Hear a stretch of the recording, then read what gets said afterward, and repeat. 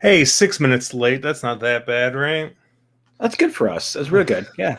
Actually, what ended up happening is I got caught watching that last race, and then realized I had left my beers downstairs. So That would have been tragic because yeah. you were very grumpy on stream if you do not have alcohol. I remember there was one stream that I forgot to grab alcohol, You were not a and I happy was Josh not happy. Rodriguez. No, not happy at all. What were they looking at there when I left? It looks like someone was looking at something. Yeah, they said no change, so I assumed that they were looking at something at Monmouth. Did you see anything there? I didn't see anything there. I saw official. I didn't see. I mean, the only thing I could figure, Paco did kind of squeeze through a tight hole there. I think he rubbed both the leader and the outside horse a little bit. I don't think there was anything there, but you know. Gotcha. Yeah. I didn't see much going on there, but yeah, it was unfortunate. I think we were both. I know. Did you play anything there? I know you were. Did you play the pick 6 or were you playing the pick 5? What were you doing there? I was starting off a pick 5 there. Yeah. And I'm dead leg 1. I played a really skinny pick 5.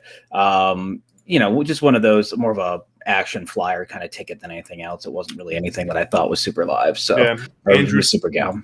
Andrew saying the jockey of the third place horse filed objection against Paco. So yeah, probably the guy on the 8. I would imagine that was the one that probably took the worst of it.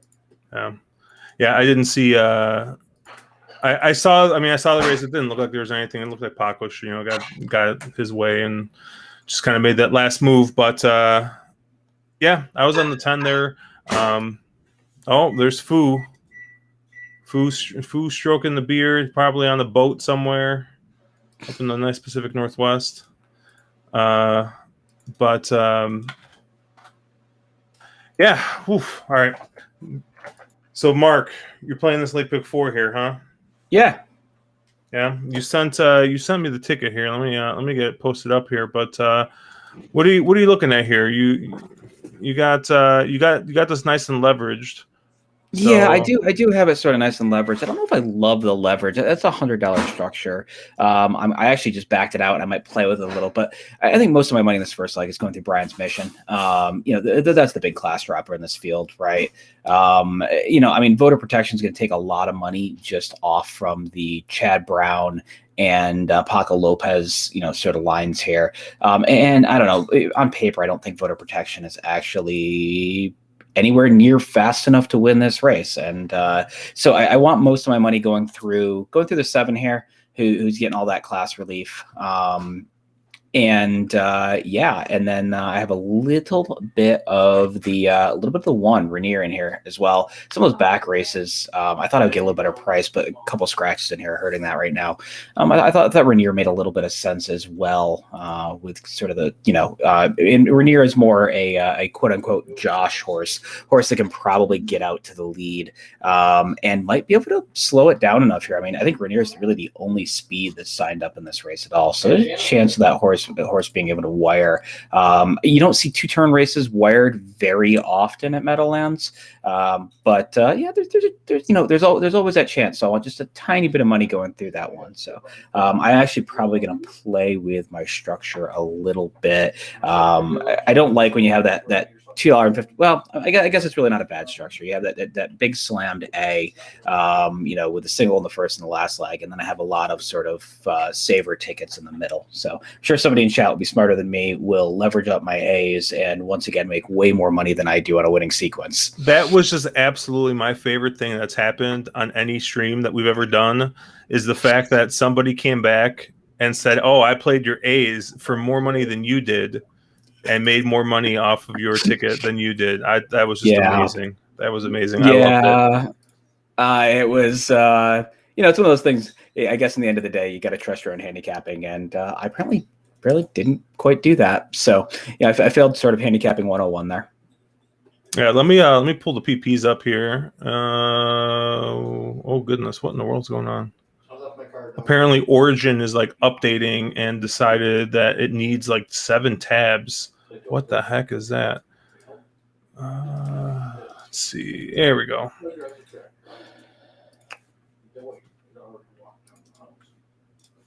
All right, so we got the PPs up here. Let me just move some stuff around. There we go. Yeah, so you're on the 7 Brian's mission here. We got Noble Mission on the top. So this horse probably does want to route. They've been sprinting this horse in state bred races at Saratoga. So I think he's going to like the distance. Yeah, it is he. Like to add a distance here. Looks like Voter Protection is our morning line favorite at 5-2. You got Paco aboard, who's winning at a really huge clip for Chad Brown. And I don't know.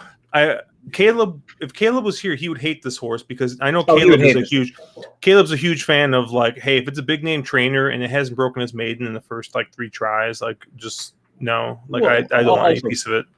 This is also your stereotypical fake Chad, right? This is a horse that went to Belmont, to Gulfstream Park, Saratoga, and Belmont. Chad has brought this one down in class the last, honestly, every single start of its career, this one has come down in class and just hasn't found a soft enough field to beat up on yet. Horse just doesn't really seem to have a lot of punch, seems to be more of, a grindery sort of a type. And, I think this is one of those situations where, and by the way, the projected live odds are 4-5 on the 6. So the 6 should go off at less than even money. And Chad does really well, down in class, drop and pop. He's obviously looking to get rid of this one. Klarovich, obviously, well, they didn't pay crazy money for this one, but they paid $175K, and this one's clearly just not one that's going to be able to get it done. So they want this one out of the barn. I just love this stat. Apparently, Chad doesn't drop over 2 classes very often, but when he does, he's 4 for 4.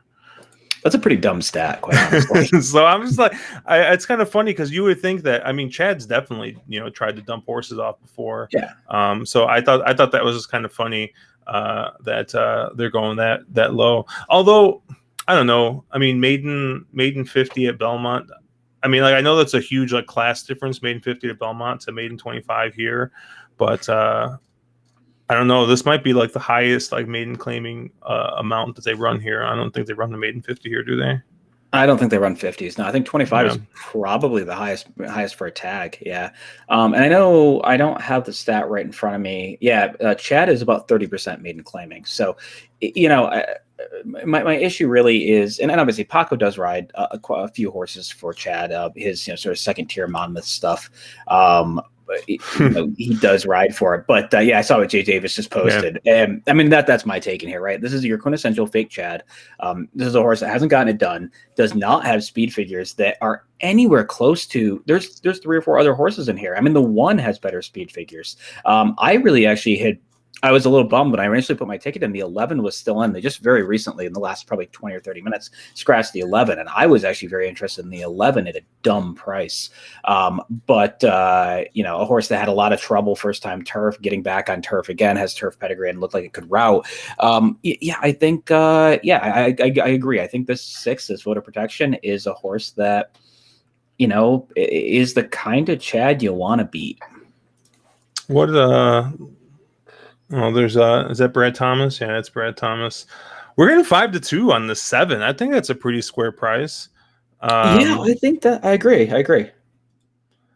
I'm looking at this, kind of high level, and even Briz prefers a 7. And basically every facet prefers a 7.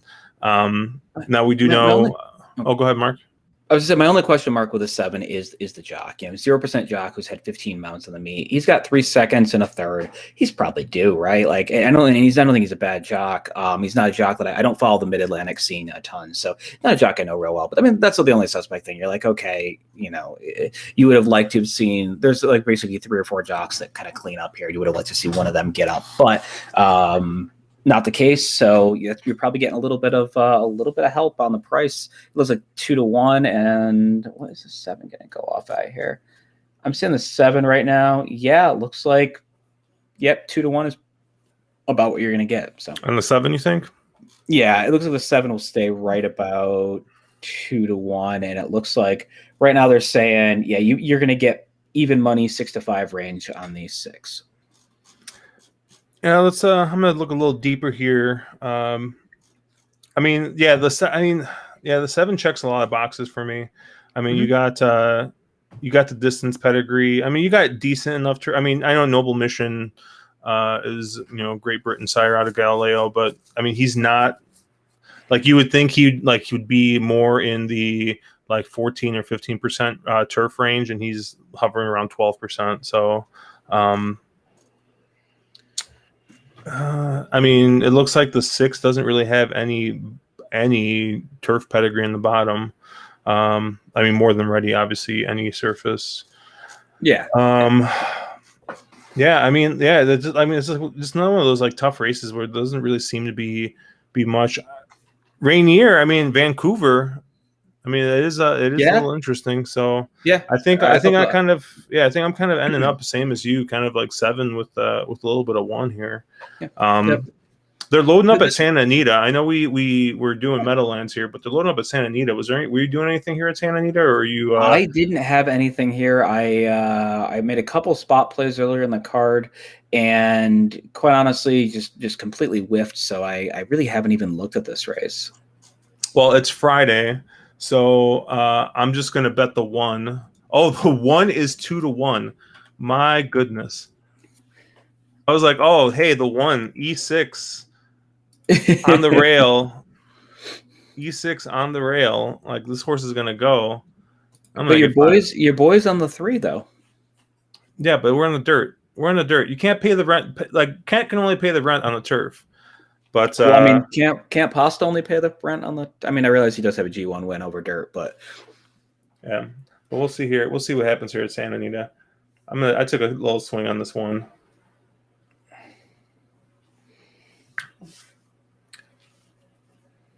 It looks like the 1's gonna keep the lead. The 8 kind of hustled out there a little bit. Yeah, look, they were trying to press a little with the 8. The 1 tends to be fairly aggressive, so not surprising. Pasta's going to probably try to slow this down from here.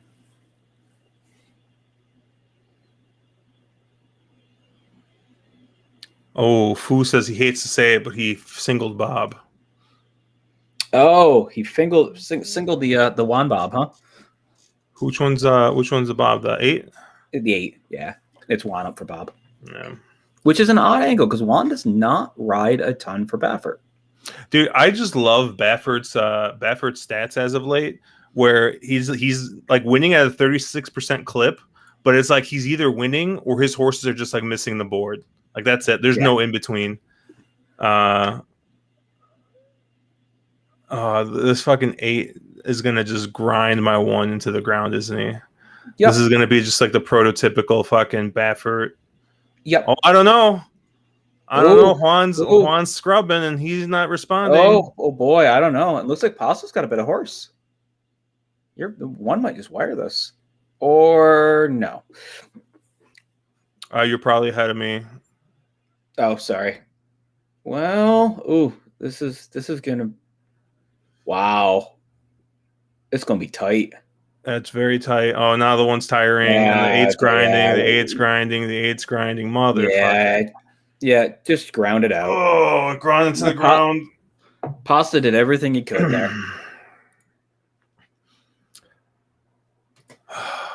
Well, Fu, you got your single home. I hope you're happy. The one and only Dave is apparently tuning in now. I'll have to mention that I think he ice colded the early double.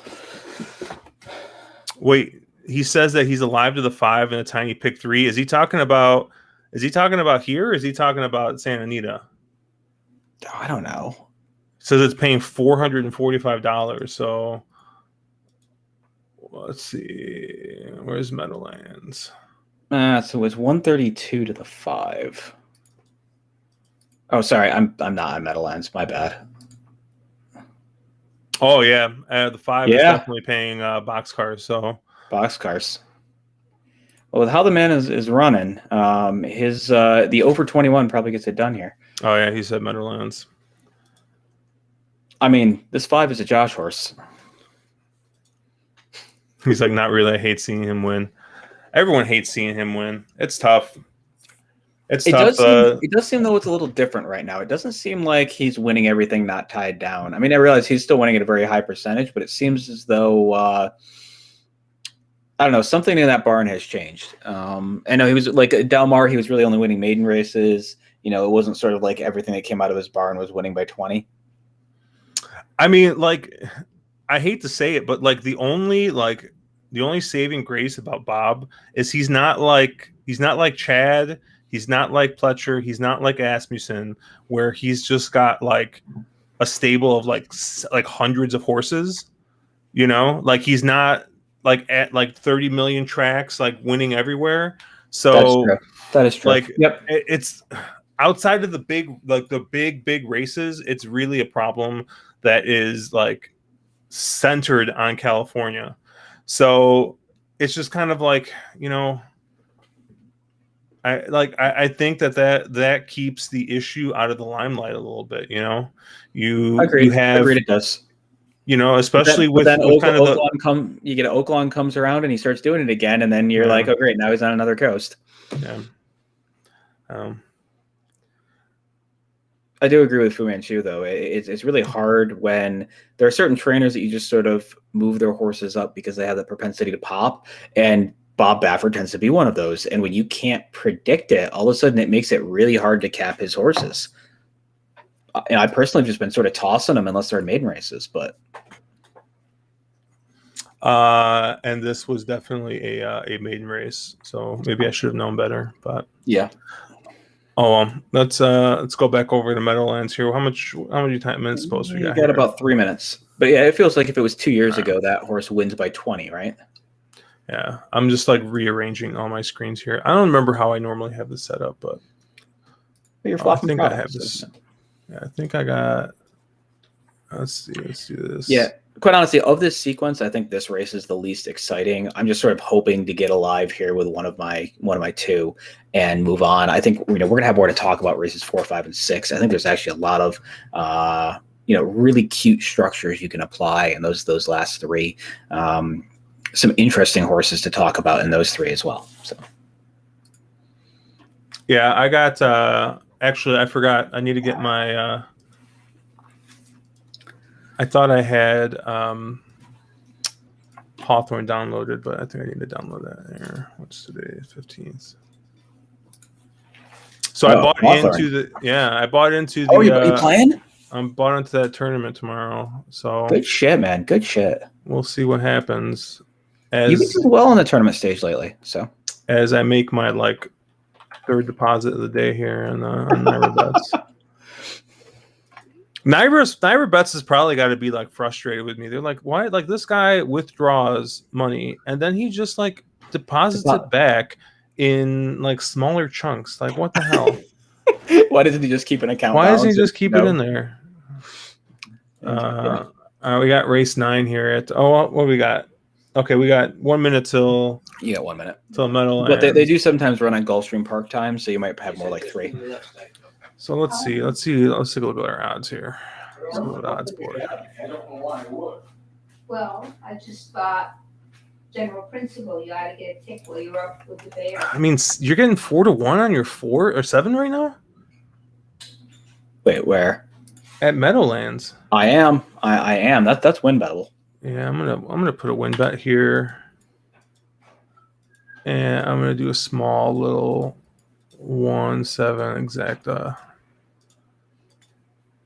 and then I think we're gonna roll with that right here, and I'll mute Santa Anita. And then Hawthorne's loading up, but I don't know if I got. Well, of course. I mean, I was gonna say, of course, I don't have time to cap. Of course, I got time to cap this race. Let's see.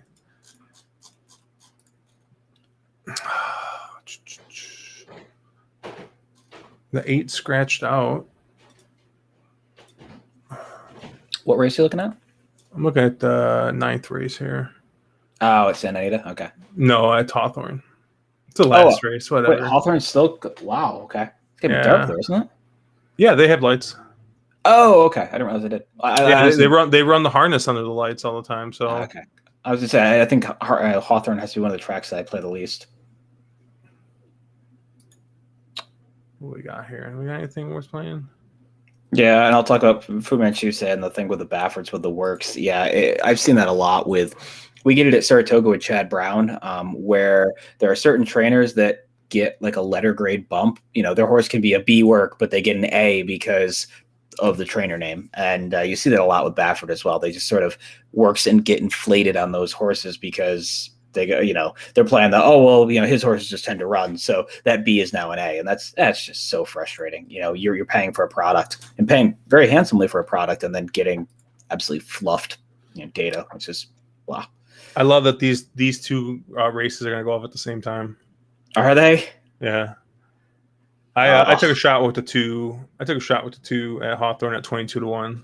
But yeah, I'm with you on this 1 and 7 here at Meadowlands. So let's see what we got. I'm shocked at the price. The 1's actually shorter than the 7. That blows my mind.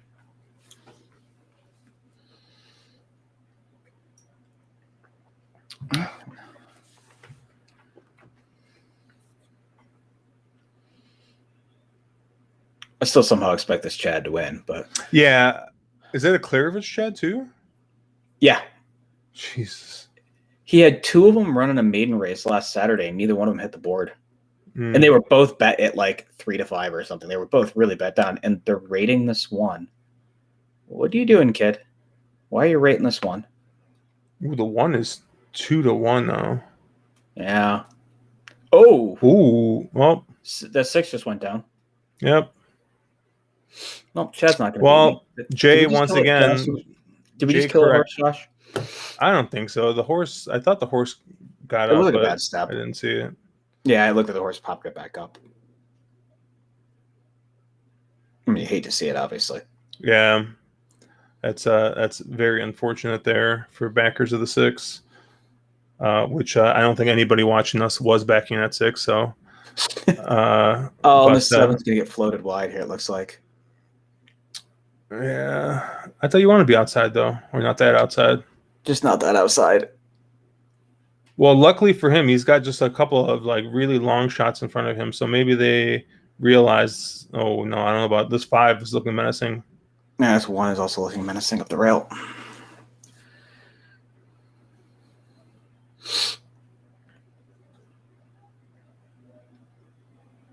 The 1 up the rail.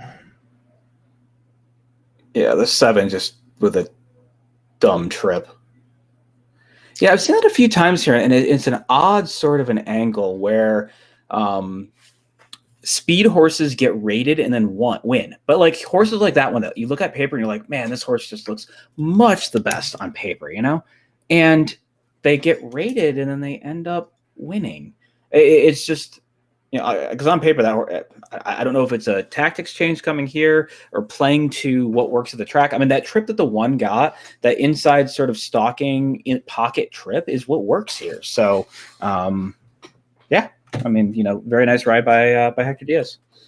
I thought you said previously you want to be outside at Meadowlands.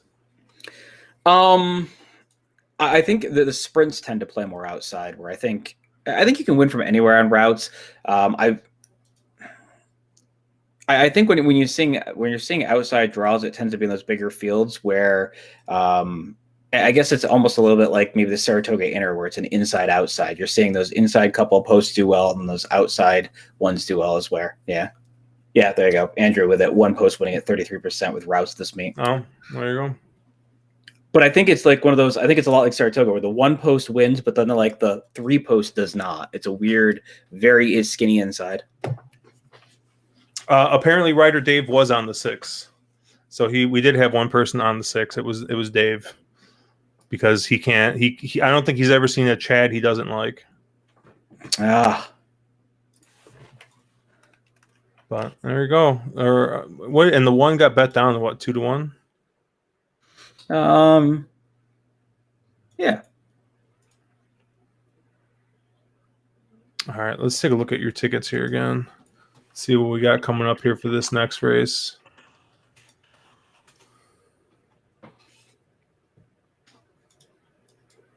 Dave also, though, looks like had the 1 and the 5, so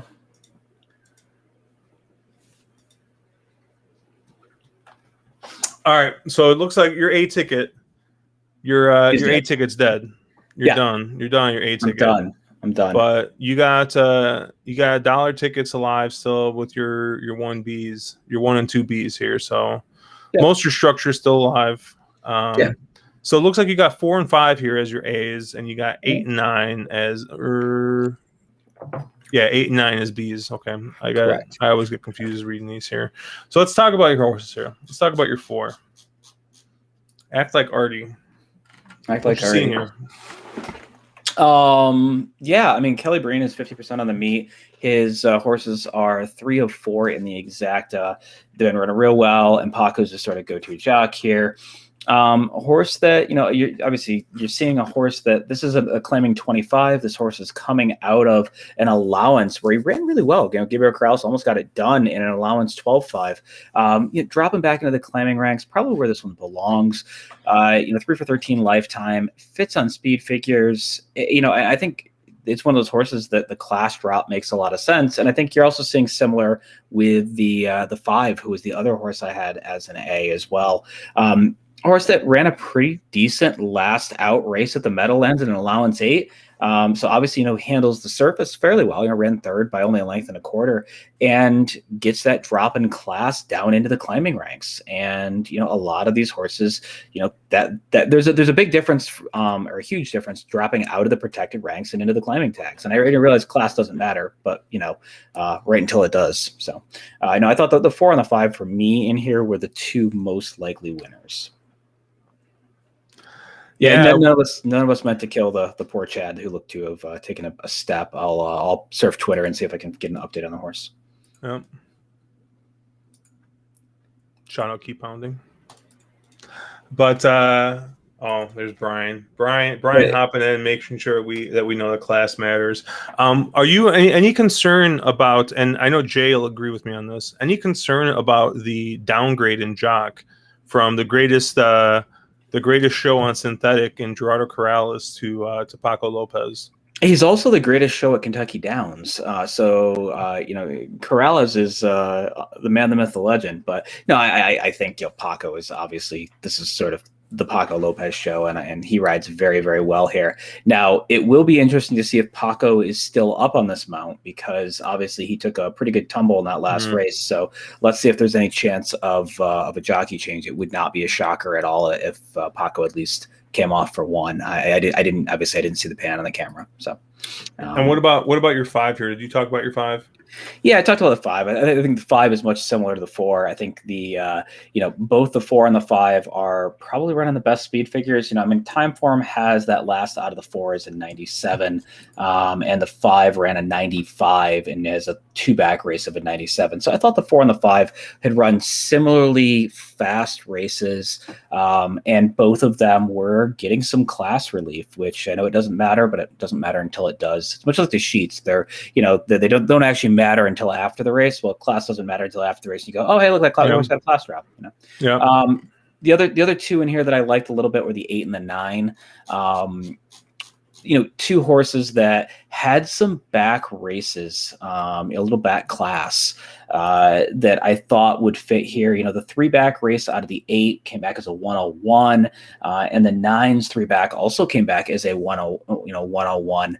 Obviously, the draw here without as much speed is going to leave them at a bit of a tactical disadvantage, but Wilmar has been riding real well, so they're horses that, from what you're probably going to get from a perceived value type of standpoint, and also, again, 2 horses that are taking quite a bit of class relief. Strong Gem is coming out of an allowance 12.5. Prior to that was a 58K allowance N1X. So quite a bit of class relief on that one. And the 9 is coming out of some optional 32s and allowance 58s. Much bigger money races, and getting quite a bit of class relief here. So I thought both of those were also quite interesting. So Josh is just going to use Josh is going to be all about. No, I'm kind of just like trying to do like some quick leg pace scenario stuff. So I'm just highlighting the early pace stuff. This one might press a little bit. I mean, I'm guessing your 3 is probably your leader. This 9 though has the best early pace last out. So let's take a look at this 9 here. It looks like the 3 should be. I mean, but of course, I said that last verse. Where I thought the 1 would be clear. It looks like the 3 is got the best turn of foot here. It should be able to clear if they want to go. And I mean, if you look at the 3, every win from that horse has been going wire to wire. The horse looks like appears to have never passed another horse. My issue is that I don't. That's what the 3 likes to stop quite a bit, and likes to stop versus cheaper horses than running against today. So that's my kind of concern with the 3. I actually, the 3 here wouldn't shock me. I had the 3 as a C, but I think the 3 probably sets up everyone else behind. Yeah, the 3, the good old E8 here. Yeah, it looks like, I don't know. It looks like, I mean, they have him 1-1-0 at the distance, but I don't see that 3? Matching up. Yeah, I have the horses 1-1-0 at the distance. Yeah, in 3 tries. Yeah, interesting. And the O was his last try at this turf. Yeah, but that was taken off the turf, and I mean that one's quite a guy. Both wins were on the turf for the 3. So Nick Juarez is riding the 4 now. So Paco's off. Nick Juarez is now on the 4. Yep, Brian jumping on it. Brian all over it. Fu saying that his family distracted him for about 15 minutes. You're allowed. Yeah, I mean, obviously. And again, I guess this comes with how I look at jockeys. To me, I don't necessarily think that you have suddenly putting a different jockey makes the horse that much better. My thought normally is that jockeys who are riding well or who do really well at a circuit end up getting the best mounts. So my thought is this, Paco's probably on this horse because he had choices of riding a couple of others, and this is probably the best horse in the race. So a late jockey change like this is not a huge issue for me. Look I still remember and Mark, you might remember this story. The Gulfstream Park West pick six horse out. Where Paco left the building? Yeah, Paco just walked out. He got mad that he didn't get a DQ his way, and he just left. And then all of a sudden, I don't even know who they had left to ride. It cost a couple of us some 5-figure scores, yes. Yeah. And I was like, well, the reason I used that horse is because I thought Paco would be aggressive and get the horse out in the lead, and the horse got rated. And then I was I was 4 wide anyways. So if I couldn't get the winner with 4 horses and the whatever, but I still was bitter about that one. Yeah, those things are hard, I mean, they happen. It's one of those things that if you get a late jockey change, it always works against you. There's no way a late jockey change ever really helps you. It always is a negative, or almost always is a negative. Brad Thomas, big fan of your 8 here. Is he? Yeah, no, I like the 8 in here a fair bit. I mean, the one, the one late jockey change I can always think of that was the one that blew up a race was Joel Rosario falling off the previous race, and then Frosted getting, I think Lascano got up on Frosted, and that was the time that when AP got beaten in Saratoga. So, Frosted must have been extremely loaded for Jose Lascano to win that race. He didn't win the race. He just ran AP into the ground. He went up and pressed him, and he'd never been pressed before, and they worked him out too hard on Friday, and just didn't have enough late, and he got run down by. I can't think of the horse's name right now. Shit. Why am I'm thinking of hold on. Yeah, you'll figure it out. I'm surprised you don't know that. It's New York racing. You got that stuff on Keen Ice. Keen Ice, there you go. I normally do, but I just that one, I mean, Keen Ice is he won 1 race in his career, Frosted does have the upper hand, I think, on producing early over Keen Ice right now. No, AP. No, over Keen Ice. Over Keen Ice. Oh, over Keen Ice, he definitely does. I was going to say AP has been a very, very good sire. I mean, I think AP is one of those. I know we beat up on the Baffert barn. I think AP was a legitimately prodigally talented horse. I think he was the real deal. You know, Arrowgate, I don't know about. AP, I think, was a prodigally talented horse. All right, close out of Hawthorne here. What we got? Santa Anita, last race. I'm sure Fu would let us know what he's got here, but I know he's live to something. He was single to the Baffert there, so hopefully he's live to something big. Wait, it's on the turf. Who's passed on? Rispoli is on the 2. 5-2 right now. I'll bet that then. Hey, has Tiago won a race today? I don't think Tiago's running a race all meet. I don't think he's running all meet. He's at 35-1. He's at 35-1. Oh, are you saying it's the time where he does the thing he does? Paco's done for the day. There's announcing that. Yeah, there's announcing it looked like a pretty rough tumble. I mean, I saw it live, and Taco. And I think the horse might have ended up on him. It was not pretty looking. All right, yeah. Fu's got to pick 4 here. He says nothing special, but he's 5, 6, 7 here. Oh, never mind. 6, 7, 8. 6, 7, 8. He's got the favorite here, Joe Bravo aboard on 4 flag. Then he's got the Edwin and the Piper horse. Who's Piper on here? Piper's on the first time starter for Mullins on the 8.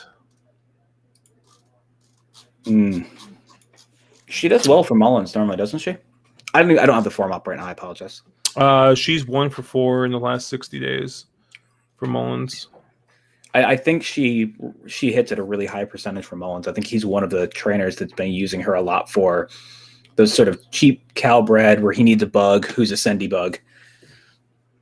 Yeah, it looks like the rail's kind of garbage at this distance, and the inside's just not good. So I think Fu's sitting pretty good here with this. Who's Fu on? Fu's got the 6, 7, 8 here. Oh, okay. Yeah, Fu thinks the 6 wins. Brian thinks he's hoping that Bays on the 3 takes off.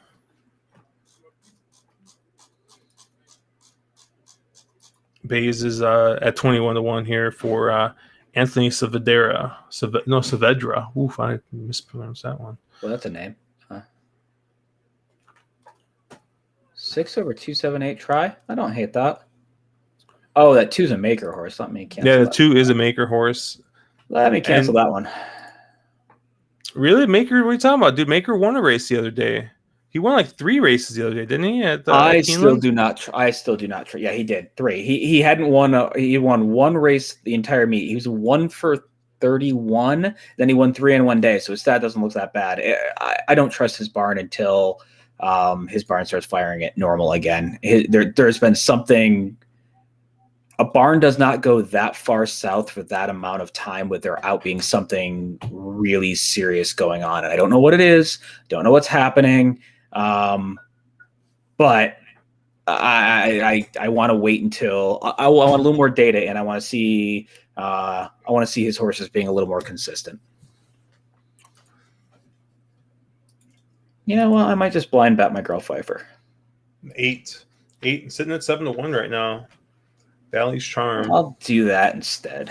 Bally's Charm. Everyone loves Bally's. Said no one ever? Yeah, it's true. Skin farm here. I mean, it's always fun though. I think when we were out in Vegas there, I'd never honestly been to Vegas. So when I went out there for NHC, it was fun to walk around all the places that you see on TV shows and stuff, and kind of putz around and look. And I was like, yep, never gonna ever stay at Bally's. Yeah, it's never gonna happen. It's not bad. Yeah, I looked at a couple rooms and I wasn't. Yeah. I think the problem right now is that since they got acquired, or since Caesars got acquired by Eldorado, Eldorado's thing is like, hey, let's come in and streamlined as much as possible. And so okay. yeah, so they're starting to make deals, and like you can kind of tell that they're cutting some corners. The thing is that like their nicest property has been like Caesar's Palace for the longest time, and it's like it's fine. Like we stayed there once last December, and it was fine. But like we've like I don't know, we get comp rooms at the Aria and at Mandalay, and like those are like nicer than Caesar's Palace are, at least in our opinion. So it's just kind of like you know, like the Bellagio is a little too uppity for me. I much prefer Aria over to Bellagio. Bellagio's got a weird sort of. I mean, like I get staying at the Bellagio if you're a poker player or you know, or you like that vibe. But yeah, it's not really me. I think you know, for me, it would be next time. It's going to be either Wynn, Cosmo, or Aria. Those would be the three. Shane's on the 4/7. I'm guessing he's talking about Meadowlands because the 4 is like at Santa Anita's like 91 on there, whatever. Yeah, I'm 77. Really? Yeah, there you go. So he's got 4 over. What do you say? 4/7. Yeah, I don't hate that at all. Is that like ice cold? I'm sure there's some way I could do it. We'll let Shane respond to that one. But yeah, no, I don't know. M Life, MGM properties have just always treated us better. We've always gotten better comps from them, better offers. See, that's the thing is I'm kind of in the points system. I can get comps, I can get offers. So I guess Aria is probably the one that makes more sense. And didn't Cosmo just get bought out by somebody? MGM. Okay. Yeah. So I'm actually really like people are so mad because there's people who've like built up a lot of loyalty with Cosmo and they're afraid that MGM's gonna, you know, mess with it. But I'm just kind of like, I guess that's another property I can. Another good one for me. Yeah. Well, and that's my my other thing there. My thing with Cosmo, I actually the last time I went out, I almost stayed at Cosmo because I thought it was really cool. But if you look at what their room rates are exorbitant. Like it's expensive to stay there. And if you compare them to other places, you're like, wait a second, yeah, it's right in the middle of the strip. Okay, cool. But it's like, wait, why am I paying this much more than some other place that's probably just as nice? You know. Yep. It looks like Foo's got some Remy action alive too. Ooh, he's got Remy action. Are they doing quarters? No, they're on thoroughbreds here. Pfeiffer doesn't clear. Nope. There goes Bays on the 3, just like Duransky wanted. So. All right. Let's see. 1, 7, 4, 1, 8. Yeah. Oh, it looks like Pfeiffer's sitting an okay trip here. They're going very fast. I think this is going to set up for this 6. No, they are cranking. You're right. Well, you're not joking. They really are cranking.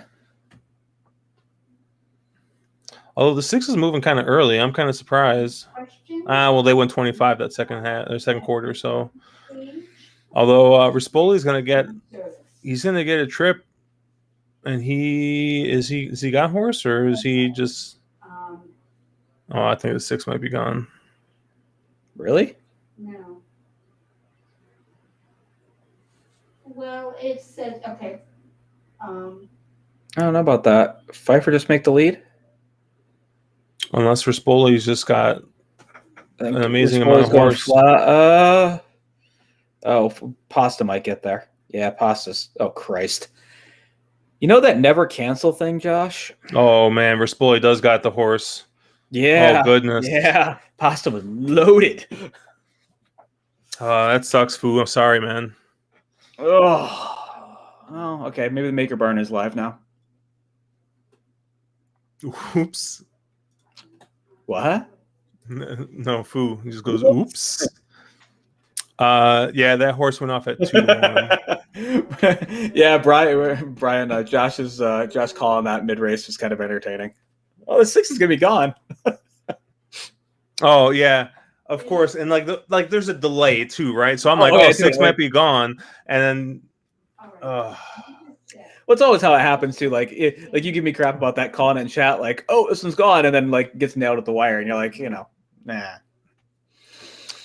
Yeah, I had a little win, a little exact. Yeah, so this 4 at Meadowlands is just playing over bat. I mean, I get the idea of this horse being the favorite, but 8-5 is just nuts. I mean, this horse should be 3-1, 5-2 range. Not, I mean, And I'm betting you a little bit here as well. And this is one of those things that you get into if you pay attention and other people aren't. I bet you a lot of the board is just going, oh, look at Paco's winning at that stupid clip, and Paco's on this horse, where Paco's not on this horse, and you have people that just haven't paid attention. It's the same thing as like playing Saratoga when you get a rainstorm that comes through midday and everybody's betting the turf horses, after they've taken the races off the turf. Same deal, right?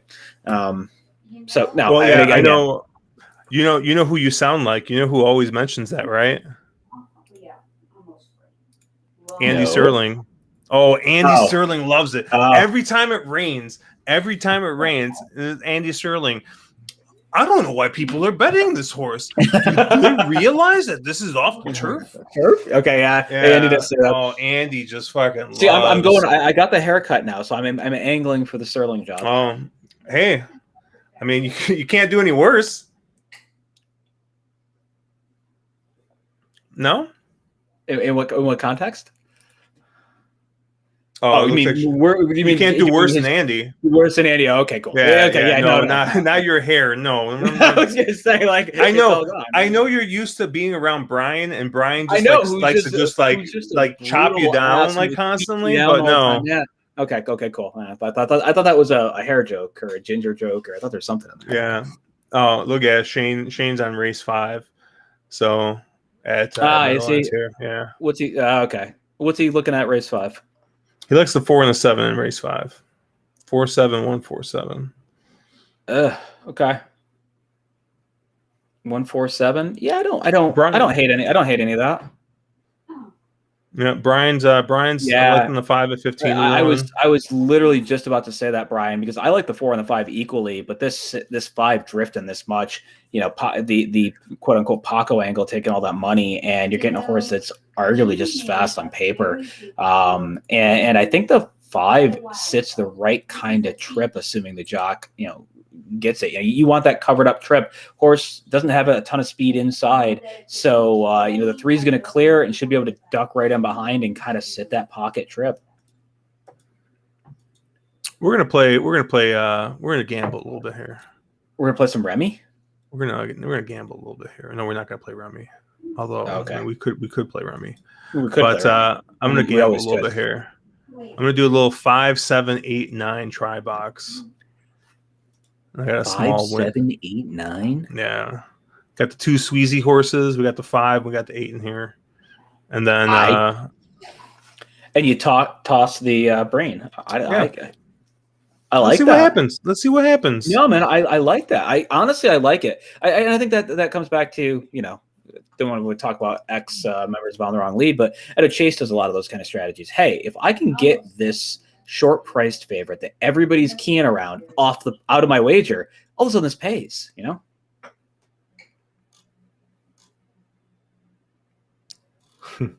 Let's see. Okay. Hopefully Mr. Duransky is betting this 5. Well, he liked 8, 9, 10 with the win bet and the 9, but I know. No, Brian was saying he thought the 5 was win bettable here at these odds. So Brian basically picked every horse in the race that he likes. This is what you get. Fu says he's streaming Fortnite tonight, so Fu, you're gonna have to toss that link in. Toss us a link. I'll watch some Fortnite. I'll watch some Fortnite, dude. I'll probably be playing some New World or something tonight. I got a pizza on the way. I started off with a little Revolution Deeth by Cherries here. Ooh, I got a little Revolution Cafe Deeth. So they named it after you, huh? So yeah, I'm like halfway through both of these, and I'm already kind of toasted. So I'm feeling good today. I'm feeling dangerous. Hence the trifecta box.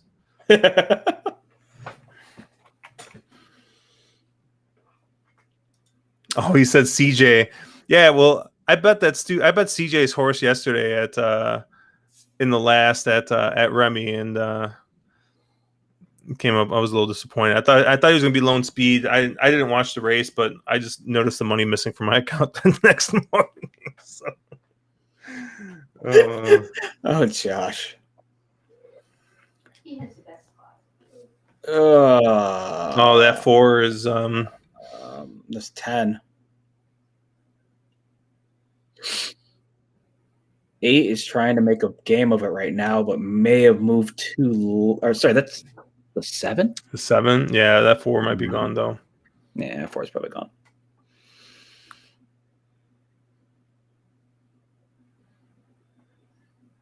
Oh boy, getting real tired though. Yeah. He's a better Fortnite player than owner. Oof. Oof.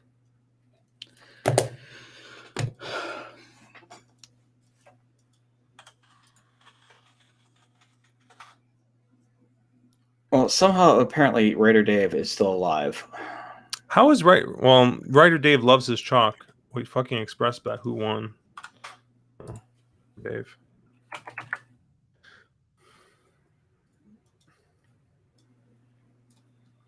All right, we got the late double coming up. You're dead? No, you're still alive, right? Oh no, I'm alive. Yeah, you're alive. You got your one. It's just one of those things. You don't want the when you're a little spready, you don't want the 4 to 5 to win. Yeah. What do you got? You got 1, 3, 5, 4, 7. Yeah, and 3, 7. And then you're like A, B through the rest of it. So yeah. And I played this with the structure. I was a little skinnier early, and I have a little more spread late in general. So I was hoping to catch a price in that race, not eat the horse that was 7-2. But looking at payouts, this pick 4 might pay okay.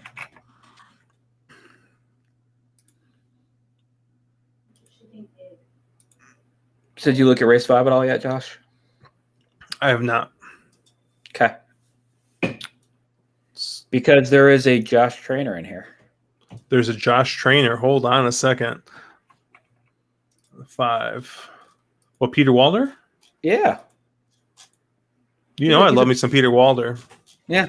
Peter Walder and Sassy Joseph. 2 favorite trainers. I think that one in here is probably a pretty major player. I should really honestly I should really just hang it up and just play Gulfstream 24/7. Judging by your ROI, you should.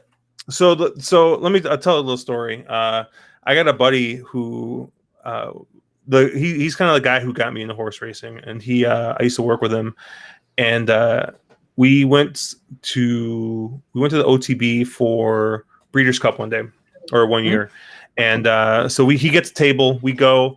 And his father-in-law comes along. His father-in-law is a big horse player and just a general degenerate. And so we're sitting there, and by the 4th race, he's just his father-in-law is just I don't know. He's on his last $20 or something. I don't know. He was in dire straits, right? Now, mind you, right? Breeders' Cup is November, band, which is, That's a great band, by the way. What band? Oh, Dire Straits. Yeah. So. Mind you, right? This Breeders' Cup, it's early November. It's prime Hawthorne time. So during the Breeders' Cup, he's playing Hawthorne, right? Breeders' Cup Saturday, he's still firing at Hawthorne. He's firing at Gulfstream. He's firing everywhere he can, plus the Breeders' Cup. Race 4 or 5, he's down to his last $20 or $30, right? And he's I'll be right back. Oh, okay. And he just disappears. And we were like, "Whoa, where the fuck did he go?" And he comes back and he's got $250 on him. I'm like, what the fuck just happened? What did you bet? What did you do? Uh-huh. He's like, I went over to that slot machine over there and I just put my last 20 in there and I ended up winning. So I kind of feel that's what happens with me in Gulfstream, right? It's man, I'm just getting beat up and whatever. And I'm like, all right, hey guys, I'll be right back. And then it's just I come back and it's okay, I just hit a $200 exact at Gulfstream. I'm ready to go. It's just fucking might as well be a damn slot machine. I don't get it, but so Shane said that he likes some of the numbers on a 9, but not enough to pull the trigger. He says he's super new though, so it's great for figuring out what you're doing wrong and what stats. Yeah, he messaged us in Discord chat when I threw the link up, and he was like, "Oh, that's awesome. It's really nice to see what people's mental approach is to playing. So I was actually going to say, you might want to walk through this race and kind of how do you look at race 5 and yeah. And then I can talk through how we land on the same horses and maybe because we have very different approaches. So how do we land absolutely. And how do we land different places? Yeah. So I'll tell you right now. I'm going to give you a couple things, Shane. First of all, Caleb has at times just spread a nasty rumor that I only handicap races using this page, which is the summary of the race. But I like it as my starting point. It at least gives me an idea of how the pace might play out. And like I said, the first thing I'm going to do here is I'm just going to scratch out the scratches. This is Foxit Reader. It's free. So if you download your PDFs, if you get these from Twinspires, or if you do this, like I said, on DRF, you don't have a summary page, but you can just go ahead and cross your guys out. The next thing I'll do, and I don't do this highlighting because my eyes can pick this up at this point from doing it so much, but I used to, I would highlight any e-horse with a 7 or an 8 to start and just kind of get an idea. Well, in this race, we'll do this 6 too, because it looks like it's another e-horse. And this just kind of gives me an idea. All right, how many of these horses actually kind of want to get the lead, right? And, as the 10-horse field, it looks like about a third of the field wants to get the lead. So in my mind, the first thing that I'm starting to think of is I'm like, all right, out of these horses, are any of them very proven, very good, need the lead type horses? It doesn't really look like it. First of all, they're all pretty long odds. The 7, the 3, and the 8. Let's take a look at their running lines here. I like the 3 a little in there, Josh. I will say that. I think of the speeds that you mentioned, that was the one that I thought might be fast enough. But I do sort of agree with you. I think the 3 is probably the speed of the speed, and I don't know if Briz is seeing it the same way. All right, I have just sent. Yeah, the 3 is a little interesting here. Looking at last time out, it looks like he was bumped at the start, and it's a need to lead type horse. So usually any of those kinds of horses that get bothered at the start, the figure is pretty decent. It's right at the par level for Brisnet. And he's also getting the ultimate equipment change. The 7 is? No, the 3. Oh, I'm looking at the 7 right now. Oh, I'm sorry. He finished second, back by a length. So this might be a player. We'll keep an eye on the 7. Let's take a look at the 3 here. 3 is first time gelding. Looking back at his turf tries aren't bad. You got to go back a ways to find them. But that's a decent figure there. So we'll keep the 3 and the 7. We'll keep that in the back of my mind. But let me go back down here just to kind of get an idea. And like I said, the way I kind of try and think about it is I kind of try to think of it from front to back, not so much in in numbers, but in pace. So, Pooh with Foo, a handicapping show. All right, see you, Foo. Tonight's Twitch could be cast. Did you drop the link? I didn't see the link. I'm gonna have to message you. We need a link. We need a link, Foo. Yeah. Especially if CJ is going to be on there, because I'm just going to trash talk the shit out of CJ. Anyways, so yeah, I try and think of these races front to back, right? So, and I'm talking pace wise.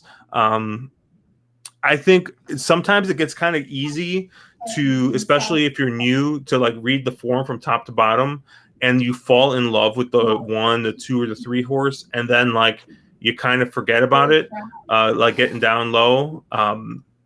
But I think from a pace scenario, it's better for me to look at the horses that are going to be on the front end, and then I try and figure out which of these horses that aren't going to be on the front are going to be able to pass this horse later on.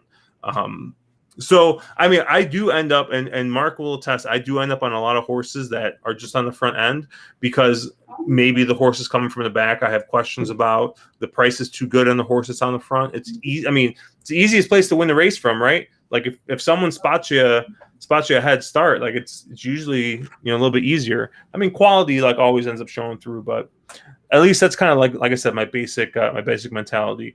I'm guessing the 4. Oh, the 4 isn't the short price favorite. From Briz, the 4 actually looks pretty solid from a fig standpoint. What's time form got here on our 4? On the 4, yeah, the 4. This was a really contentious race. There's a lot of players that made sense. The 4's best race was 4 back, and that was a 106. And I think that's actually the fastest time form fig in the field. But the last 3 had been 101.95 and 101. Okay, when you had this first. Yeah, and it looks like the horse kind of tailed off last one, but yeah, I mean, once again, I mean, on Briz, the figs match up. And I think what's nice about this 4 is I think this 4 is going to sit a decent trip, because I don't think he's. I mean, if you look at his 2 back, like those pace figures, put him on the lead in this race. But any of the other races, I mean, he's sitting 3rd or 4th, and that might be the place to be right here. So I think like just from a quick look, like this 4 is probably gonna get first run on the front runners. So like I said, I just kind of keep this in mind, and then I go through and keep on going through and seeing what else I see coming from the back. It was not meant. Let's see. 5 is the favorite. Now I want to tell Lukewarm you, favorite. Yeah, I mean the 5 doesn't seem like he really. Oh, the 5 might tower over this field. The 1 looks pretty good too. I mean, yeah, I think we're going to end up on pretty similar horses as well. I mean, I'm on the 1, the 3, and the 5 here the most. I think on the 5, you're talking about a horse that last out race at Parks was pretty decent at the level. And at this level that we're running at right now, right? Staying at the allowance 8 level seems to kind of fit there. And I think this, mile 16th, this one might actually be a little better at these longer distances. Yeah, and I thought the 3 was really sort of interesting. If you dig through the form, they haven't been on turf in quite a while, but I thought that the 3 made quite a bit of sense here. Off from some of those races, yeah, they're from Laurel, and yeah, they're middle of the summer in 2020, but they both would fit really well here, and they were both obviously much tougher races since then.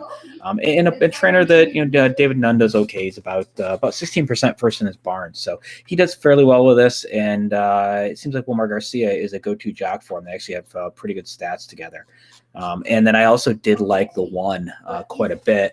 Castillo is the other jock who has done pretty well on the meet so far.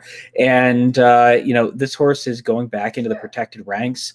But again, it's an allowance 8 from a claiming 20 last out. So the horse won a claiming 20. I would imagine allowance 8 and claiming 20 are fairly similar in quality of horses. Obviously protected here, but I don't think that's a massive step up in class that you need to be super concerned about. So yeah, those are the 3 horses I went with. Those are all the ones that seem to make the most sense speed figures wise. It seemed to be the sort of fastest 3. I think the 1 sits that nice pocket trip. I think the 3 and the 4, the 8 sort of end up on the front end. I think you end up with sort of the 1. I think there's a chance the 3 could wire, obviously. And also the horse hasn't been really on turf in quite a while, was a bit of a front runner presser type on those starts. So I think the 1, you sort of end up with a 3 on the lead, and the 1 and the 5 sort of, sitting those pocket trips and trying to come catch them late. Yeah, I think after kind of just like looking through this, I'm going to end up on the 1, the 3, and the 4 in the spot. I think the 1's probably my top pick in the spot. The 1 hole, it seems, I did see our friend up here. Oh goodness, how far up do I got to scroll? Fu is drunkenly mentioning all kinds of stuff. Oh, Andrew. He said that the 1 is winning 33% in routes this meet. So I think that's going to help out. I think the 1's kind of going to get is going to be in that like first group to get run on the front front runners. So I think between the 1 and the 4, they're kind of going to be that. I think the 2 that are going to kind of pounce and stalk the pace a little bit. So I like those 2, and I think of the speed horse. I think the 3 makes a lot of sense. I am a little interested in this 7 from last time out. What kind of fig are we talking on this 7 in time form? That was 100 last out. So yeah, and it's like I said, most of this field has the ability to run effectively the best. There's not a big spread from the best race to best race of the entire field. They all have the ability to run a pretty similar race. Okay.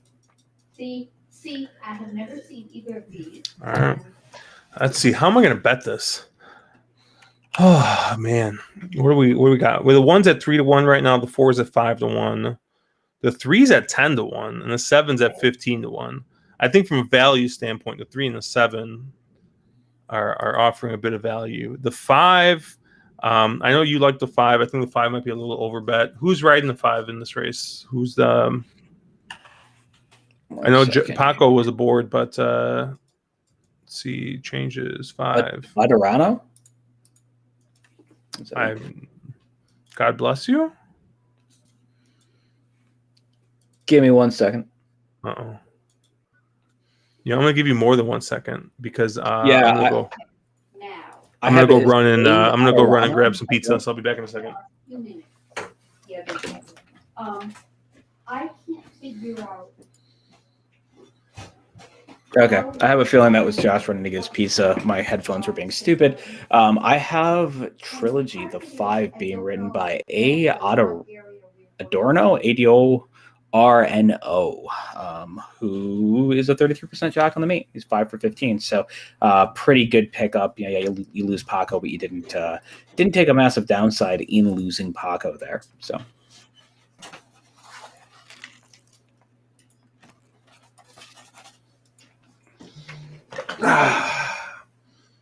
Is that Josh for the pizza? Is that Josh for the pizza?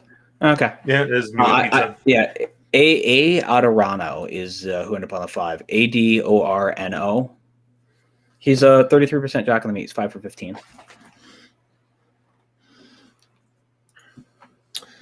I don't know what he did. Uh-oh, Josh, you're moving all the money to the 1 now. I just asked questions. Yeah, the 1's at 2-1 now. Wow. Adorno is how you say it, apparently. Adorno, there you go. Adorno, I'm sorry. I wasn't familiar with who you were talking about, so. Yeah, I was trying to pronounce everything, and apparently that's not one of those ones where you do that.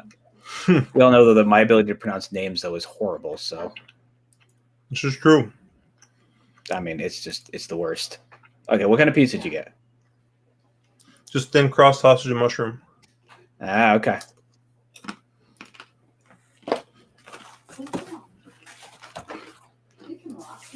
Funny enough, the reason I ordered pizza is because my wife got a coupon for free pizza. She goes and orders a pizza, and the coupon's not valid, apparently. I have bugged you long enough. Because I think it's one of those things where like the location of this place by us is like franchised in a certain way that it doesn't link up with the rest of the locations. I gotcha. So, but at this point, she had already committed the pizza, so she just ordered it anyways. But almost sounds like an intentional snafu on their part, right? Yeah, I mean, what are you gonna do, right? So this 7 is 17-1, man. That seems like a kind of a crazy price, doesn't it? Yeah, definitely. Like I said, I like the 7. I like the 3. The 3 is at let's put a little. How many cherries? There's enough. There's enough cherries there. Okay.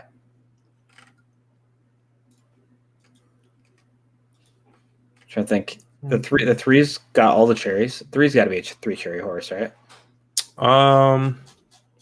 Oh yeah, it definitely is a 3 cherry horse here. Let's mark it there. How are we getting 14-1 on that 3? Ooh. I mean, like this 1 is getting bet like it might not lose. I was gonna say Yeah, it can't lose, but it's still 2-1. You know, it's not like it's like 4-5. yeah, I'm surprised at the price here, right? Like 2-1 seems quite overbet on the one.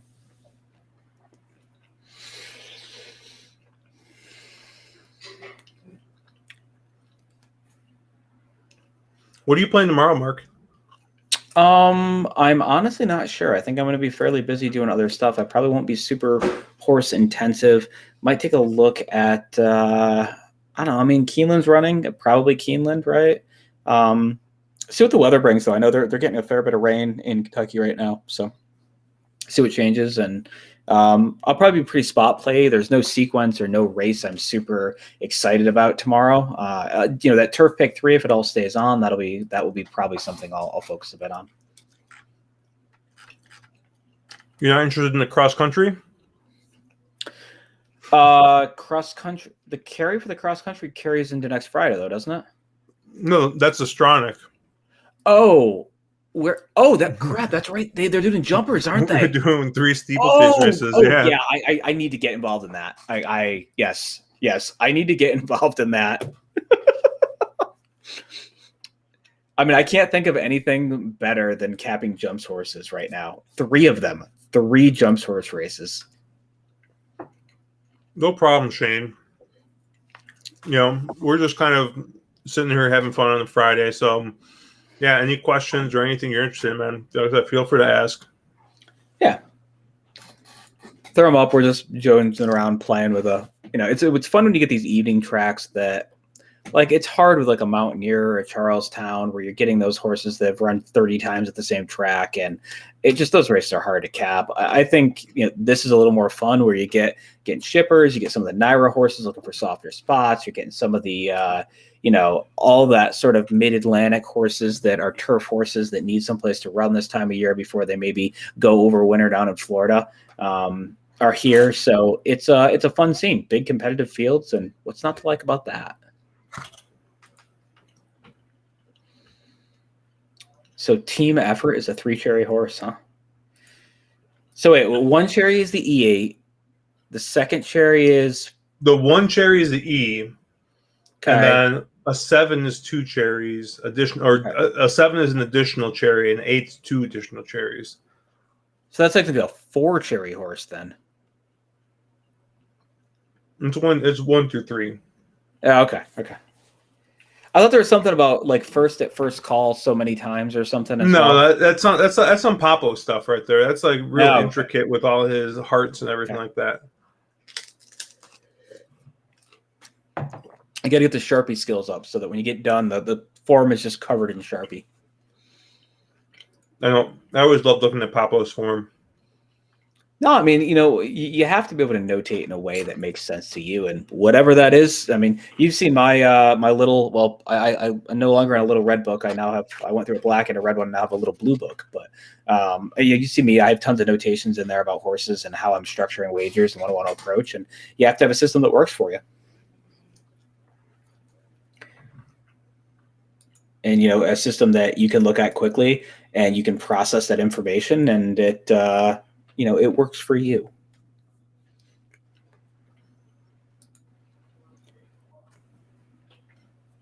I think they're walking towards the gate here. They're getting close. What do you want? What are you playing here? I'm just betting the 3 and the 7 here because I think they're both kind of overlays.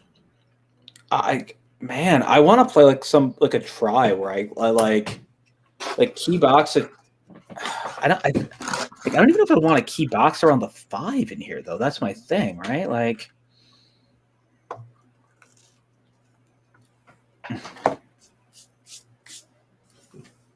it's a hard race to wager. Like, I don't know how I would want to structure around here. Maybe keep 9 might be a late scratch here. Yeah, it looks like 9's going to late scratch.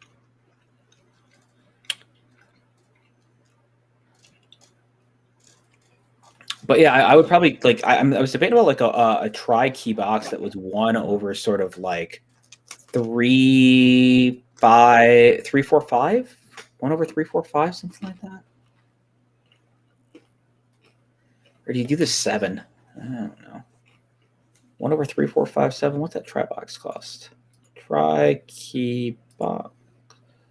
1 over 4, 5, 7, 3, 4, 5, 7. That's like 18. That's not terrible. 50-cent base tries too, so makes it fun to dabble.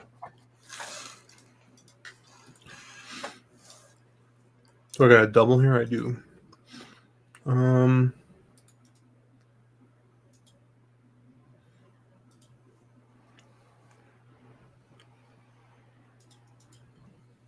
You were pretty close on your try in the last race, weren't you?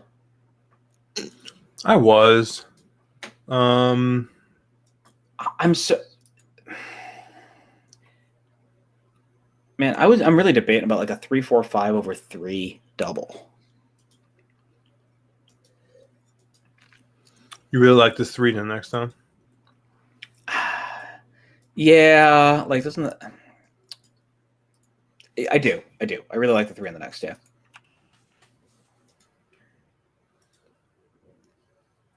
It was a hard race. Sort of. Who else do you go after in that race? Right. You know. Yeah, I mean, I was a little interested in the Fausto Gutierrez horse a little bit, the Vancouver first-time starter. Which horse is that? I think there's a 6. Oh, this. Okay. With Castillo up. Okay.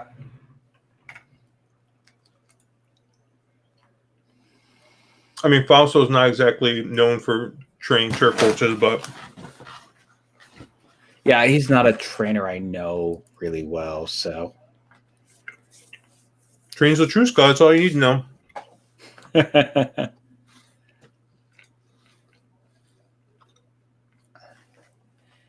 Yeah, I mean Duarte is 30% with maiden firsters, and he's 42%. Well, Nick Juarez is up. He's 42% riding using Nick Juarez. So yeah.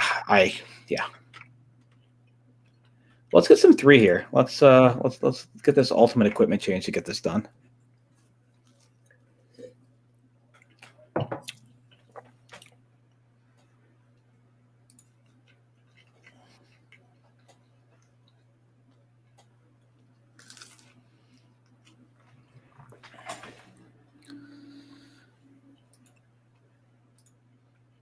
Somebody was just saying in chat that I guess Delta is back running under the lights occasionally.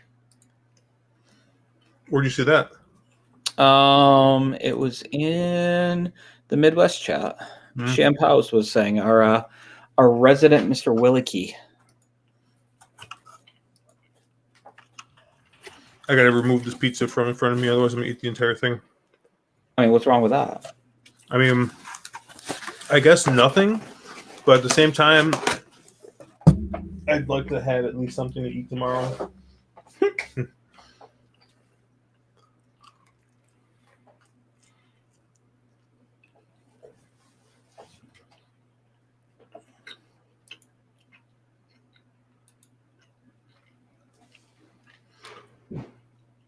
We'll see what this 5 does. I mean, I know you have it, but Sorry, I'm trying to get Delta's racing calendar up here. So this is the night racing days. 4 got the lead. Oh, they already pop. 4 got the lead. 3 sitting just off. 3 took a bunch of late money.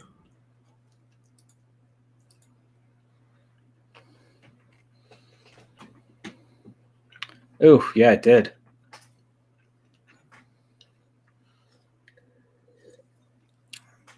Well, the 3 is setting the trip that you want, so.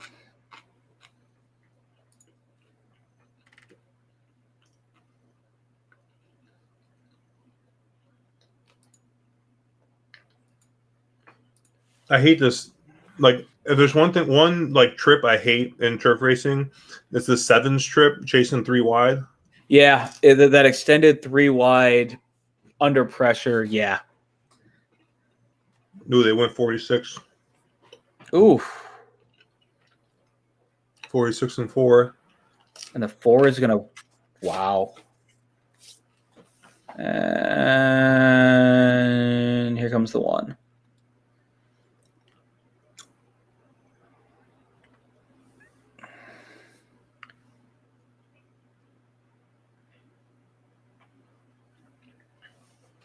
Or Who's that in the middle? is that the 3? Isn't it?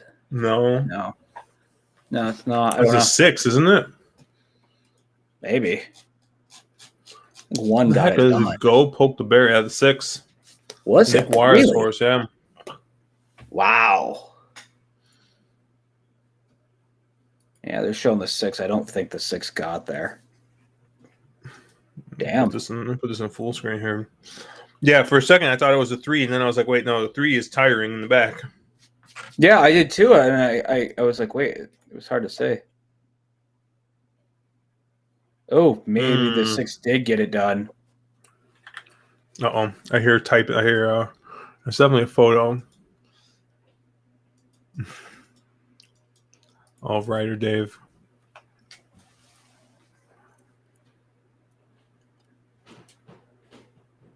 It's 1, 1, 1. Oh. It was 1 the entire way until like right at the finish. Wow. Yeah, that last jump. Ugh. Yeah, 6. Yeah, and we said this race was pretty flat, and horses winner last out. Decent connections all around. Trainers 17% right back. 1 for 1 at the Meadowlands, and they fire right back. I mean, they were claiming 5, and then they went up in class. But horse clearly is in good form and handling the track. Yeah. It's one of those things you'd like to see the jock on the 1 close that door a little bit there. You gonna play anything in this last race, or you done after that one? I don't know. Let me see what stuff looks like. I might try to get me an exacta in the last or something. Do like a 3/7/9 exacta. Yeah, I think I've had enough of Meadowlands here. I think I'll be passing this last race. So Not been good to you, Josh? Oh, I just bled money today, so Yeah, those days happen.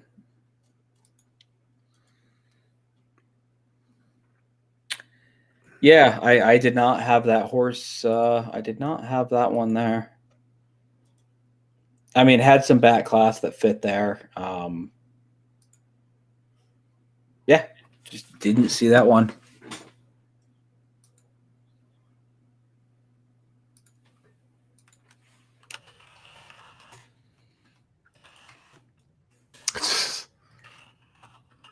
poor Dave. Yeah.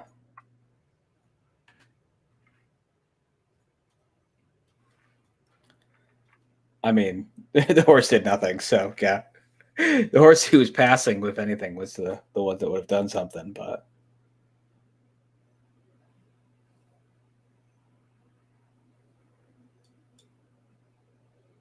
poor Dave.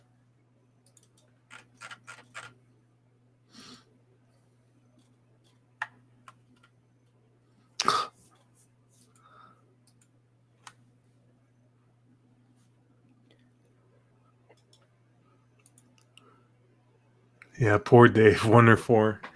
Oh man.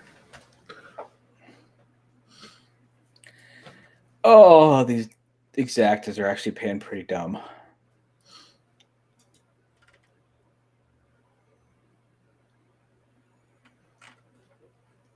Of course, it's a sprint. I always have a hard time with these sprints just from the fact that, it's on turf, right? So you're looking for horses with turf pedigree, but because it's a sprint, the turf pedigree doesn't mean as much. So, like, how do you move, do you move up horses? How do you approach these types of races? They're hard. So,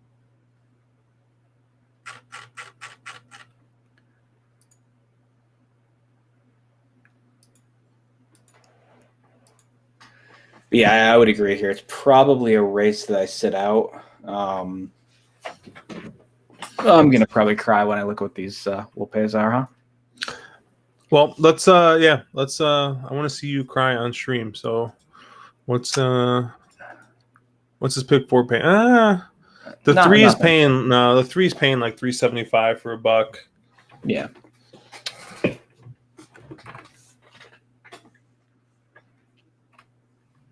What's the six paying? Six paying a little bit more, but yeah, I don't know. I'd pull up the PPs again.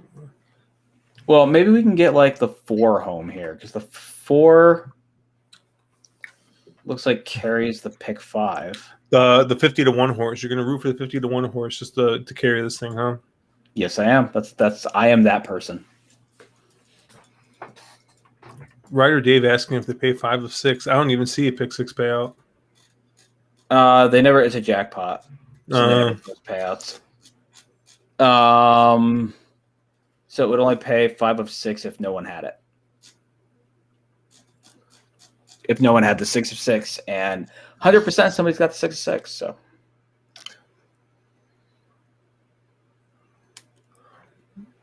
So what do you think? What do you think on the 6? Did we miss anything on the 6, or?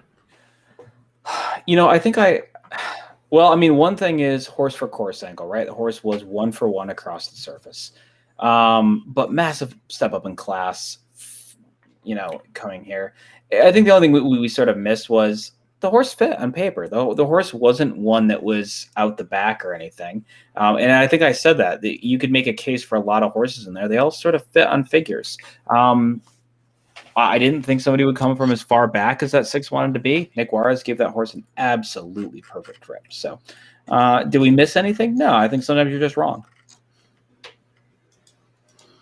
Yeah, I always like when something a horse like that wins, or a horse that I didn't really consider wins. I always like to kind of go back and see if there's something I missed or something I could have done better here. But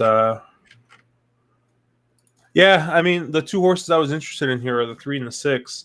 I might stick around and see what odds the 6 go off at, because he opened at 8-1. What's that name? Aranjuez? Okay. You got a what's DRF telling you? What are the implied or the estimated odds on the 6?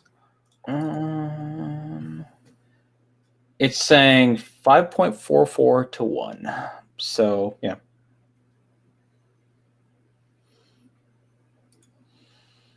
I'm seeing 5.44 and I'm seeing 5. So yeah, you're gonna get 5 to 1-ish, Josh. The horse looks like it'll take some money late.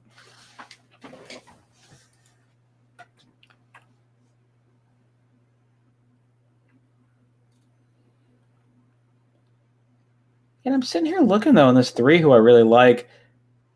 I didn't love your 6, but man, that 3 over 6 exacta is taking some money.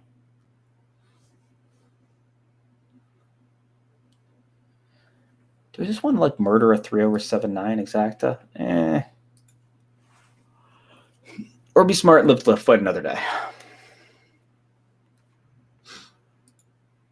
So what are you playing this weekend? I got that contest tomorrow. You just doing that? I think so. You're getting pretty into those, aren't you? Yeah. I mean, so like the Naira contests are tough because the Naira contests are like they're $200 live bankroll. It's a $300 buy-in, right? So it's $100 to the prize pool, and that's about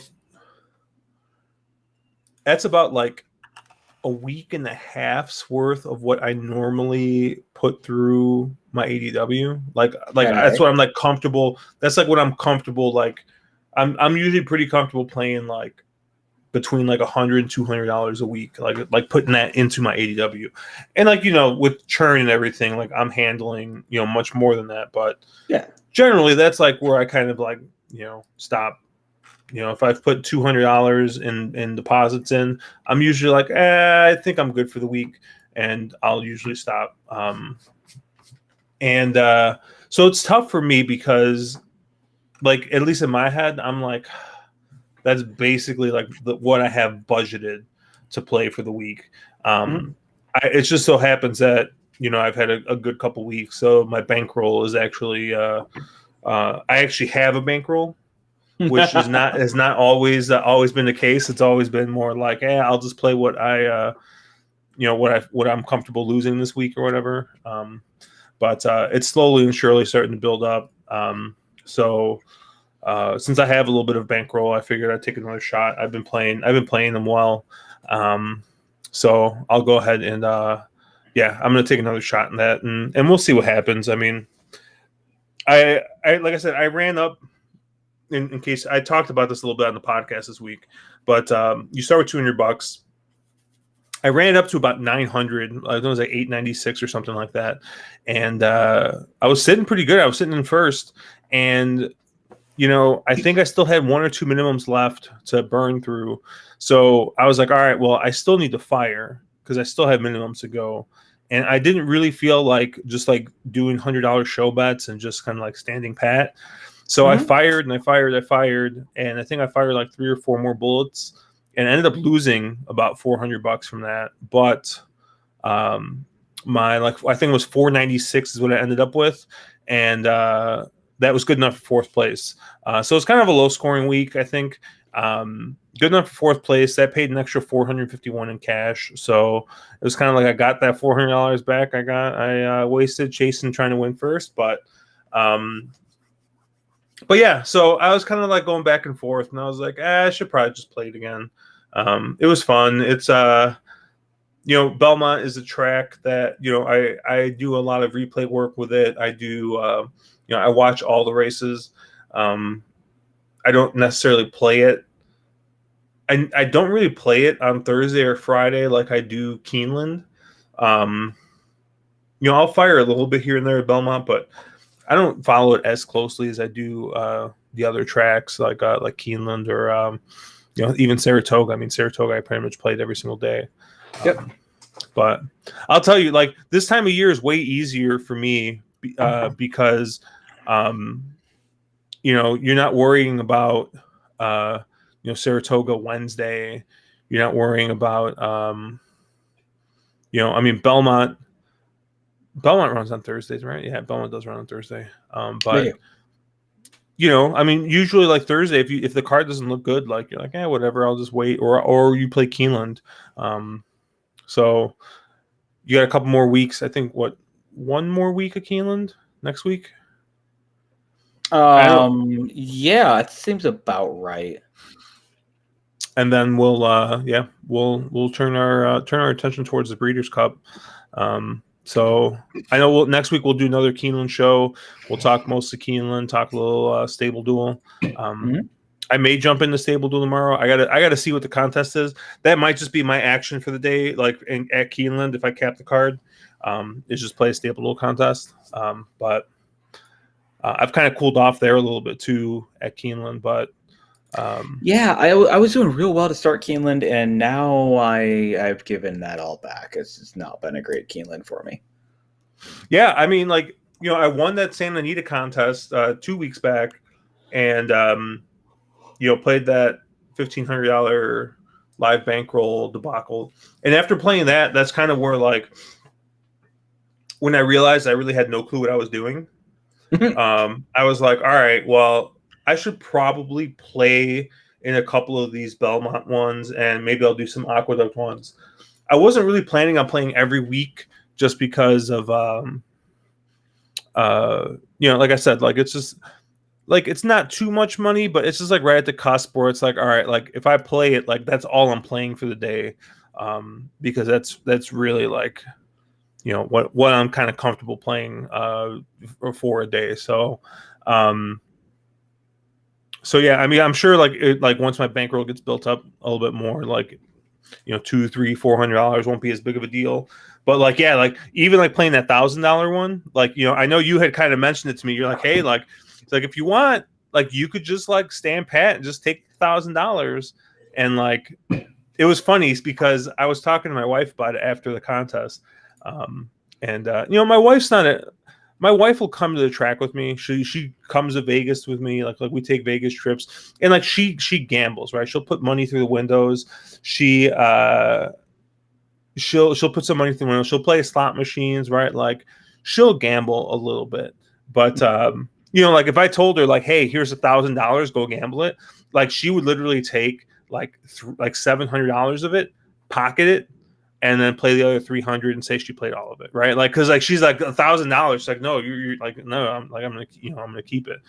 And but like I was talking to her, and I was like, yeah, I was like, you know, I got this entry into the contest, and you know, I was going back and forth whether or not I should just like pocket it or if I should play it, and then she goes and she says this, and she's like, you qualify for it, like you got you might as well go for it, right?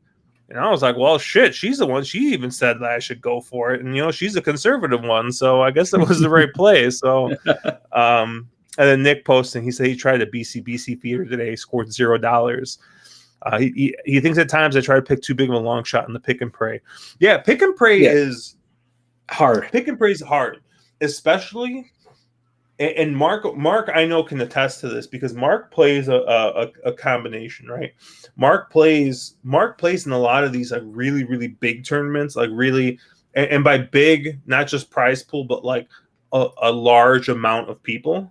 Yep. And he also plays in like the bigger money contests that don't have as many people, right? Like maybe there's like 10 or 15 people. He's just got to finish like top 3 or 4, right? Mm-hmm. And so you have to kind of like look at those. The feeder contests that you're talking about, Nick, absolutely. I think the only way that you can play those feeder contests where, you know, you're paying like $26 or something to try and get like a $500 or $600 entry into a contest, and like it's like 1 in 20, 1 in 30, or whatever ratios they have.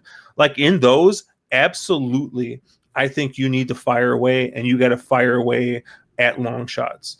In the contest that Mark plays in, half the time, like he'll play one-on-one. He'll play like a winner take all 3 person. Like, yeah, you can take chalk in those because it's really about picking winners. And I think that's a really good kind of segue into those express bet contests. They're running one. I think they're running one next week. Santa Anita. It's I think it's $80 buy-in. $20 goes to the prize pool. And then $60 goes into your live bankroll, and the live bankroll is 5 $6 win place bets, so $12 bets. And in those, really, if you get money back, if you can get winners on those, even if they're paying 2 to 1, even if they're paying 5 to 2, those are so big because, like, you just want to make sure that you don't burn any bullets. Like, you want to make sure you're getting something back on each of them. Like, yeah, like it's great, right? If you could get a 20 to 1 at Santa Anita, like, yeah, you're gonna win the contest. But like, what are the chances you're gonna get a 21 at Santa Anita, right? Like the chalkiest place on earth. So there needs to be a trigger warning to that comment or something. Oh, sorry, Mark.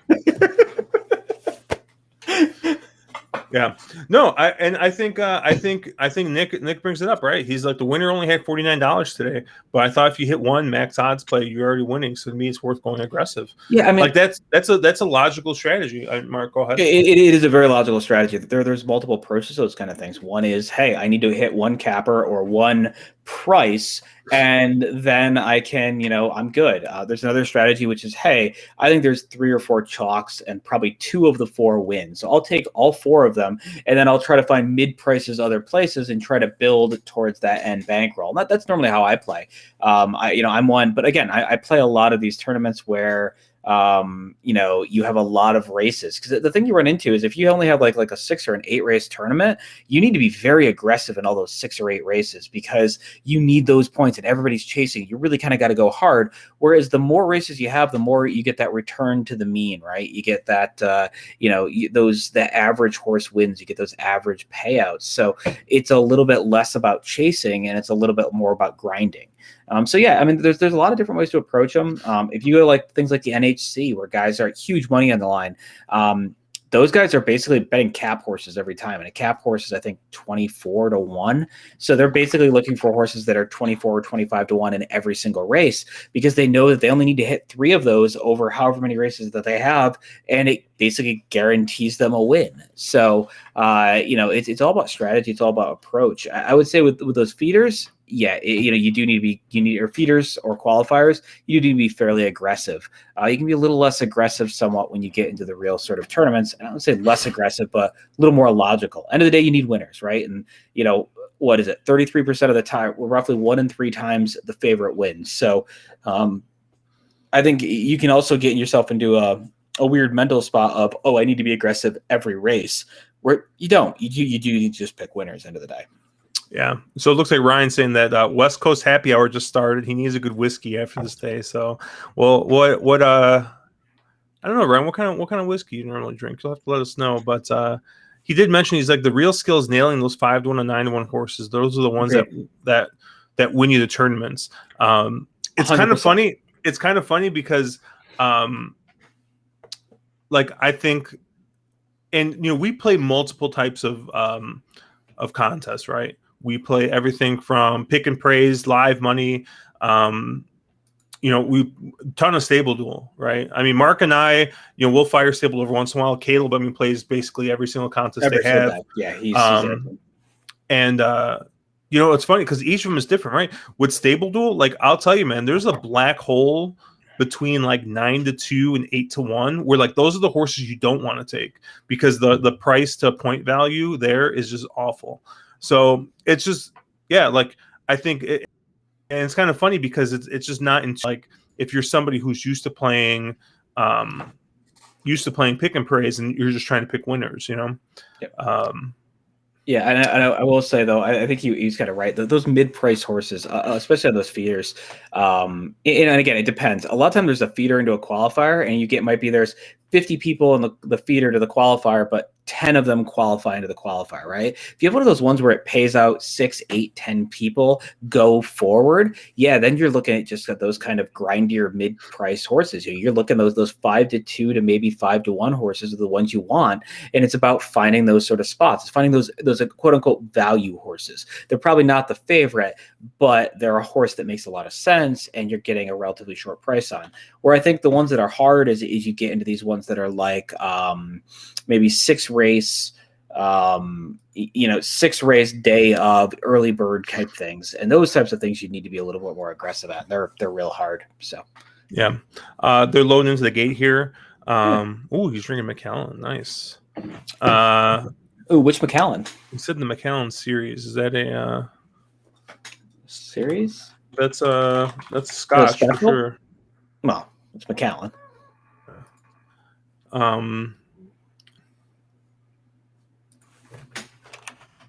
The edition series, it looks like. Maybe that's what it is. So which edition number is it? Because I've had a few of those. I'm going with the 6 here. I got a win 18. Bet in the 6. Okay. Oh, nice. Oh, Macallan 18. That's a nice just Macallan 18, not the series. Yeah. Okay. He was saying the series, and I know I've had a few of those. Those are those sort of special run and weird sort of stuff they do, small batch stuff, and those are a lot of fun. They're a lot of those are kind of funky and very kind of cool.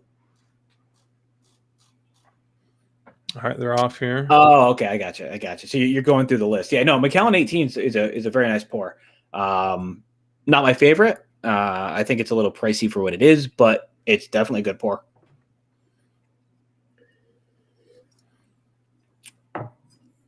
All right, this 2 got the lead. 6 got out pretty aggressively, but it looks like yeah.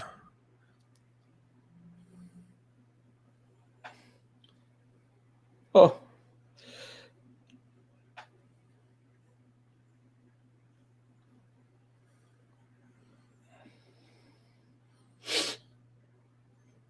Oh, I need this 2. I need this 2 to tire.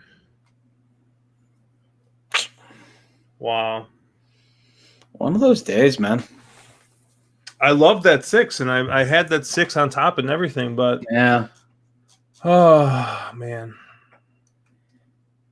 Yeah, I mean that horse, but that horse I had a real hard time with because it's a horse with a ton of turf pedigree, right? Top and bottom, all sorts of turf pedigree. But it's a trainer who's, Dino's only 3% maiden seconds, and he's been pretty cold. His horses haven't really run well. He's only had 6 starters this meet, but they haven't really run well. So it's one of the, and also you're on with a jock who's 0 for 15.